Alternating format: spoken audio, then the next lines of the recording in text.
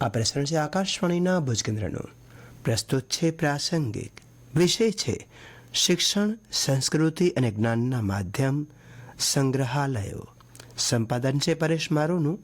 પઠન છે કલ્પના શાહનું. માનવ જાતનો ભૂતકાળ રસપ્રદ રહ્યો છે. મનુષ્ય જાતિએ ઇતિહાસમાં કેટલું મેળવ્યું છે, વિકસાવ્યું છે, વિસ્તાર્યું છે અને સભ્યતાનું નિર્માણ કર્યું છે. માનવની આ યાત્રા ઘણા લાંબા ફલકમાં ફેલાયેલી છે. ઇતિહાસમાં પુરાવાઓનું ખાસ મહત્વ રહ્યું છે.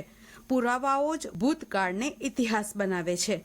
ઇતિહાસના એ પુરાવાઓને જાણવા, જોવા અને સમજવાનું કોઈ સ્થળ હોય તો તે છે સંગ્રહાલય. આ સંગ્રહાલયો જ સાંસ્કૃતિક વારસાની જાળવણીને લઈને ઇતિહાસને આવનારી પેઢી સુધી પહોંચાડવાનું કામ કરે છે. આપણા સાંસ્કૃતિક અને ઐતિહાસિક વારસાને સુરક્ષિત રાખવા અને તેના પ્રચારમાં સંગ્રહાલય ખૂબ જ મહત્વની ભૂમિકા ભજવે છે. સંગ્રહાલય દ્વારા આપણી આસપાસની ધાર્મિક, સાંસ્કૃતિક અને ઐતિહાસિક દ્રષ્ટિએ મહત્વ ધરાવતી વસ્તુઓને એકત્રિત કરીને તેને સુરક્ષિત રાખવામાં આવે છે.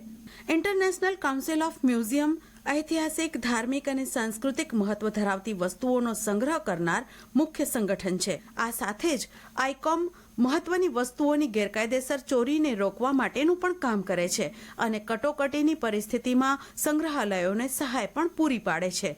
અતિ મૂલ્યવાન કલાકૃતિઓ અંગેનો કાયદો 1972માં સરકારે પસાર કરીને વ્યક્તિગત અથવા ખાનગી સંગ્રહાલયોની જાણકારી પણ મેળવી છે.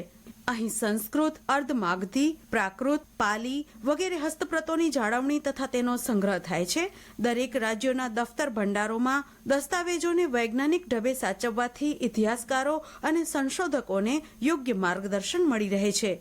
પ્રાચીન કલાકૃતિઓ તથા અતિ મૂલ્યવાન વસ્તુઓ સાચવવા માટે સંગ્રહાલયોનું કાર્ય મહત્વનું છે. નવી દિલ્હી સ્થિત ભારતીય સંગ્રહાલય, કોલકાતાના પશ્ચિમ બંગાળમાં ભારતીય સંગ્રહાલય, મુંબઈમાં છત્રપતિ શિવાજી મહારાજ વાસ્તુ સંગ્રહાલય, હૈદરાબાદમાં સાલારગંજ સંગ્રહાલય, ભોપાલમાં રાષ્ટ્રીય માનવ સંગ્રહાલય, વારાણસીમાં ભારત કલા ભવન, કોલકાતામાં Birla technology and industrial museum, રાજસ્થાનના બિકાનેરમાં ગંગા સંગ્રહાલય, પંજાબમાં નેશનલ સ્પોર્ટ્સ મ્યુઝિયમ, નવી દિલ્હીમાં રેલવે હેરિટેજ મ્યુઝિયમ, તામિલનાડુમાં ગાંધી મેમોરિયલ મ્યુઝિયમ દેશના પ્રમુખ સંગ્રહાલયો છે.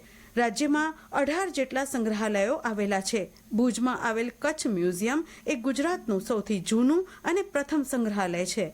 ભાવનગરમાં બાર્ટન સંગ્રહાલય, રાજકોટનો વોટસન સંગ્રહાલય, વડોદરાનો સંગ્રહાલય અને ચિત્રાલય એ ગુજરાતનું સૌથી મોટું સંગ્રહાલય છે. અહીં ઇજિપ્શિયન મમી તથા 91 ફૂટ લાંબી બ્લુ વ્હેલનું હાડપિંજર જોવા મળે છે. યુરોપિયન તૈલચિત્રનો એશિયાનો સૌથી મોટો સંગ્રહ આ સંગ્રહાલયમાં પ્રદર્શિત છે. નવાબી કાળના નમૂનાઓ અને જૂનાગઢ સ્ટેટના પૂર્વ રાજવીઓનું શાહી રાજ રચેલું જૂનાગઢ સંગ્રહાલયમાં જોવા મળે છે. વલસાડ જિલ્લાના ધરમપુરનો લેડી વિલ્સન સંગ્રહાલય ગુજરાતનું સૌ પ્રથમ આદિવાસી સંગ્રહાલય છે. જૂના સોમનાથ મંદિરના ભગ્નાવશેષોનો સંગ્રહ સોમનાથના પ્રભાસ પાટણ સંગ્રહાલયમાં જોવા મળે છે.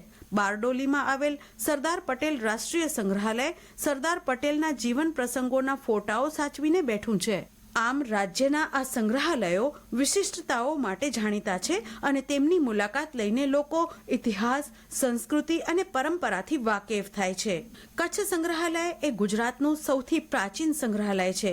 મહારાવ ખેંગારજી ત્રીજા દ્વારા સ્થાપિત કલા શાળાના ભાગરૂપે શરૂઆતમાં કચ્છ સંગ્રહાલયની રચના કરવામાં આવી હતી. તેની સ્થાપના 1 જુલાઈ 1877ના દિવસે કરવામાં આવી હતી. આ સંગ્રહાલય અગાઉ ફર્ગ્યુસન મ્યુઝિયમ તરીકે જાણીતું હતું. ઇટાલિયન ગોથિક શૈલીમાં બનાવવામાં આવેલું આ સંગ્રહાલય ભુજના હમીરસર તળાવ પાસે આવેલું છે. સંગ્રહાલયો એ મુલાકાતીઓ માટે નોન ફોર્મલ શિક્ષણના કેન્દ્રો છે.